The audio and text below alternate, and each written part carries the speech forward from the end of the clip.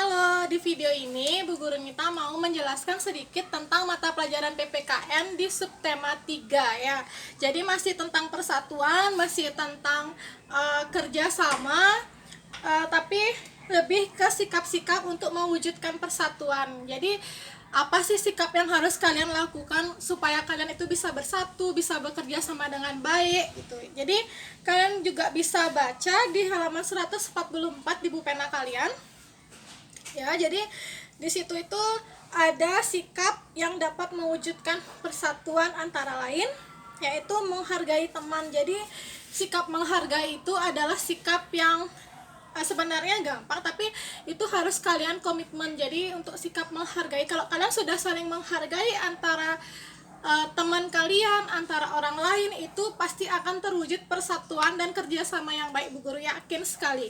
Nah, untuk yang berikutnya itu adalah mau bekerja sama dengan teman.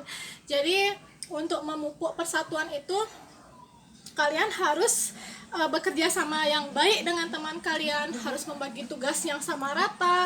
Jangan kalian membagi tugas tapi tugas kalian itu tidak seimbang antara satu dengan yang lainnya. Misalnya yang A itu susah sekali pekerjaannya, sedangkan yang B itu gampang. Jadi itu bukan contoh kerjasama yang baik. Kerjasama yang baik itu adalah kerjasama yang kegiatannya itu porsinya sama, nggak begitu susah, nggak begitu gampang juga, itu adil pada semua orang ya.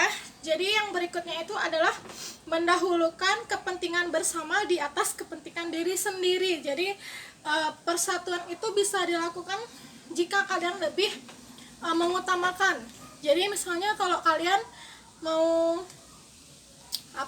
mau pinjam pensil gitu misalnya, terus teman kalian juga mau pinjam pensil, sedangkan teman kalian itu cuma punya satu. Jadi ya kalian harus bisa mengalah. Mungkin kalian masih bisa menunda untuk menulisnya. Mungkin teman kalian itu lebih penting menulisnya mumpung dia ingat gitu. Misalnya ya udah kasih pensilnya untuk dia dulu, setelah dia selesai menulis baru kita yang pinjam, seperti itu. Jadi mendahulukan kepentingan bersama itu daripada kepentingan diri sendiri itu adalah contoh sikap untuk mewujudkan persatuan ya. Jadi berikutnya adalah rela berkorban untuk kepentingan bersama. Jadi di mana sikap rela berkorban itu kalian mau berkorban demi persatuan. Misalnya mau buat suatu prakarya atau apa gitu, habis itu kalian mau menyumbangkan gunting sama penggaris yang bisa digunakan untuk teman-teman kalian, seperti itu. Jadi itu adalah suatu contoh atau sikap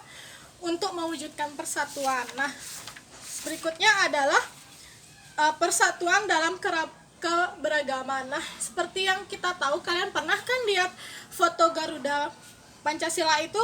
Pasti pernah ya, di kakinya itu ada semboyan atau pita yang berisi tulisan Bhinneka Tunggal Ika, di mana Bhinneka Tunggal Ika itu mempunyai makna berbeda-beda tetapi tetap satu jua. Ya, di mana filosofi Bhinneka Tunggal Ika itu adalah semboyan untuk bangsa Indonesia. Yang kita lihat secara luas, bangsa Indonesia itu bangsa yang besar yang terdiri dari berbagai agama, suku, adat, dan lainnya. Jadi kita itu dipersatukan oleh Garuda Pancasila, yaitu satu negara Indonesia. Walaupun dia berbeda, tapi kita tetap negara satu Indonesia.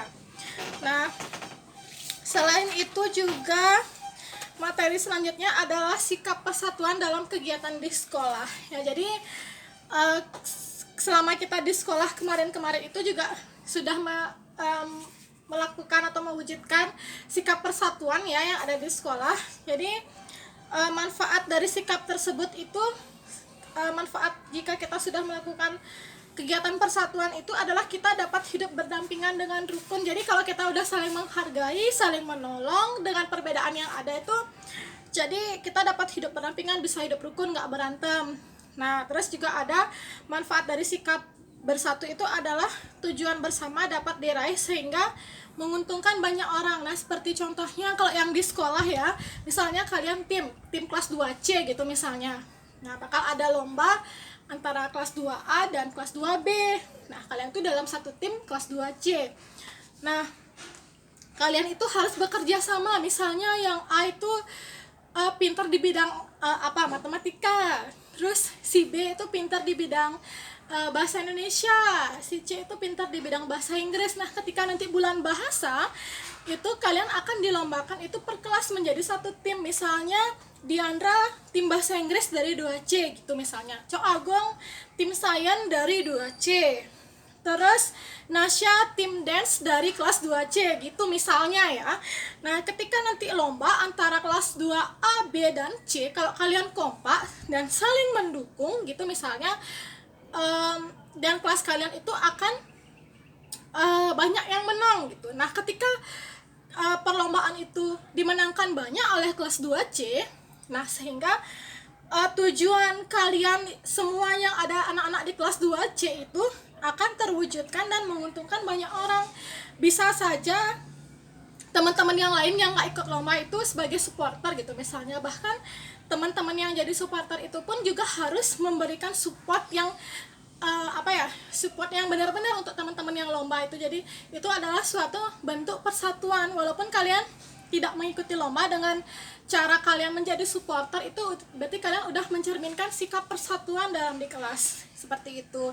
Jadi tujuan untuk kalian menang dan membawa baik nama kelas 2C itu udah terlaksanakan, dan semua orang pun bisa menikmati kemenangan itu. Nggak cuma yang mengikuti lomba saja, tetapi kalian pun sebagai anggota kelas 2C juga akan merasakan